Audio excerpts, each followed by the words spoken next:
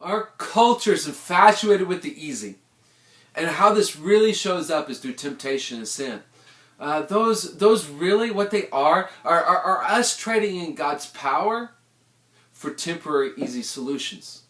And so when we see Jesus' three temptations, or Satan's three temptations of Jesus, really what Satan is trying to do is he's trying to get Jesus to trade in God's power for temporary solutions. Just look at the first one. Turning stones into bread. Jesus was hungry. Satan was like, hey, look, you got son. God doesn't want you to starve. Hey, why don't you trade in his power of provision for the temporary solution of turning the stone into bread.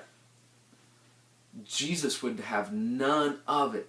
He would have patience. He would have patience and not trade in God's power at work for a temporary solution. What does God want to do in your life? Well, God wants to work in power.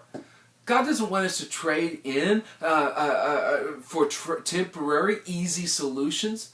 He wants us to have patience in his power at work in our life. So how do we have patience? Well, let's go right back to the beginning where we started this week. We have to be secure in our identity as God's sons and daughters no matter what season of life we are in. And when we are secure in that, we are willing to have patience and wait for his power at work because we know we are sons and daughters of the King and that the King will work in power in our life. So this week, this day, don't trade in God's power for easy solutions. Have patience and wait for God to work in power in our life.